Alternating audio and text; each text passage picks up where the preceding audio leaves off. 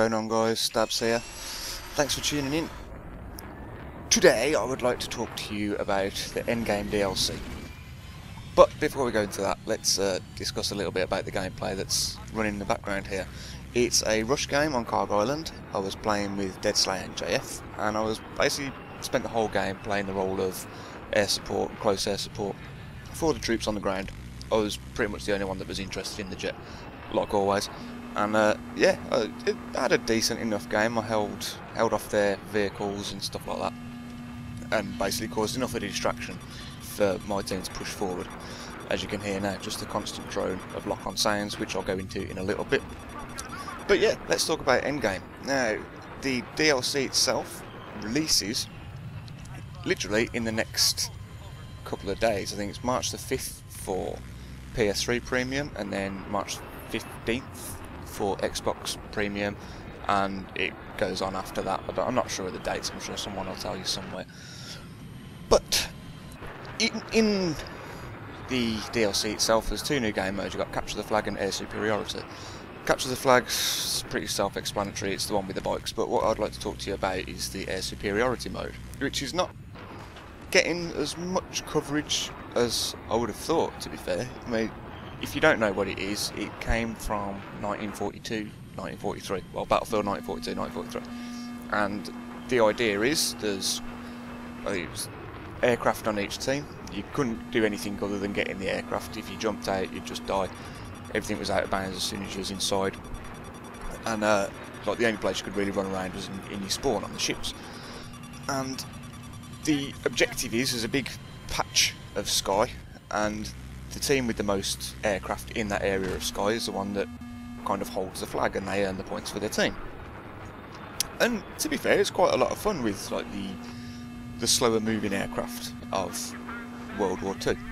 Now, my concerns are with this particular game mode in Battlefield 3 is exactly what you're hearing now, just this constant drone of lock-ons, and I'm really concerned that that's all that's going to be heard constantly, because there's a piece of equipment you can attach to the jets, which is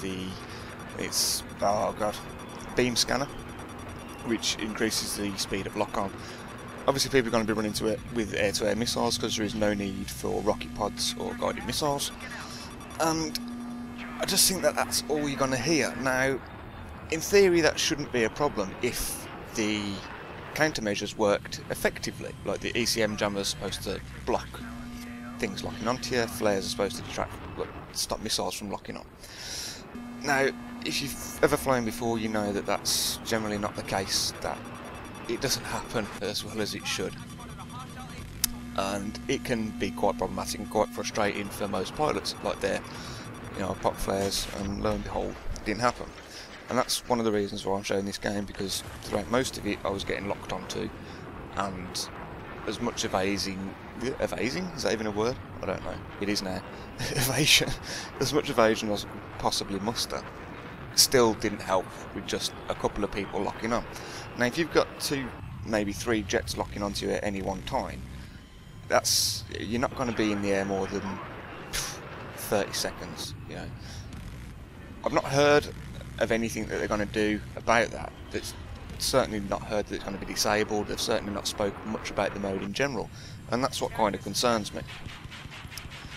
But on the other hand, I'm hoping that it will be so fast paced and there'll be so many jets in the sky that using the lock-on mechanics with the air-to-air missiles and the beam scanner won't be as effective as maybe it would with just 1 or 2 things in the sky, because the lock-in mechanism, should we call it, I don't know, will keep switching targets and probably won't be as effective. So I'm hoping that everyone has to end up using guns, which can lead to its own problem if you're not as experienced and whatever, but that's another side to it.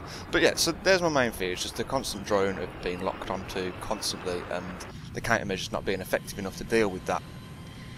And on the flip side of it, the problems with, if you need to use those, being that many targets in the sky, it's going to lock on. And I'm really hoping that there is no little glitch or exploit where somebody can literally hop out the jet in their spawn, set up a soft land with javelins or whatever and ruin your day. and ruin the whole team's time, or sit there with a stinger, which would be even worse. We shall have to wait and see, I'm afraid.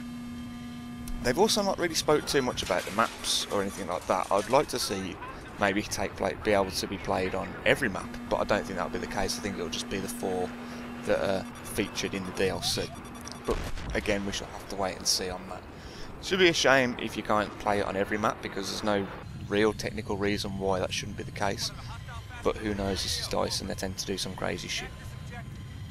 So yeah, there you go, there's my thoughts on, initially, air superiority. My other great concern is not to do with the game mode itself, it's actual player skill. Now, I think a game mode like this is going to be really unfair for people that want to fly and want to enjoy a new game mode, but have not had the opportunity or have not put the time and effort in to actually learn to fly. Now, if it is predominantly gun heavy, then if you're not that au fait with flying, then this game mode's pretty much cutting you out. It may allow for you to get more of a chance to fly in the normal game modes, like the normal Conquest and such, because most of the ace pilots will probably be in air superiority. You know the type, all the ones that constantly in the jets and completely destroy the entire team all single-handedly. I dare say most of them will go to air superiority because that's where the challenge will be for them, to engage with other pilots. It could be the complete opposite effect of that though, unfortunately. It could just be a case of going up against other pilots is not what they want to do, they just want to rake face against ground forces, which would be really unfortunate if that happens. We'll have to wait and see on that. So, on that vein, I'm going to do a few tutorial videos. Not anything like amazing or going into tactics and such like I did in my previous pilot's mindset videos. Nothing like that. It's going to be literally idiot's guide, step by step. This is how you take off, this is how you turn, this is how you bank, this is how you increase, decrease speed. Really, really basic stuff.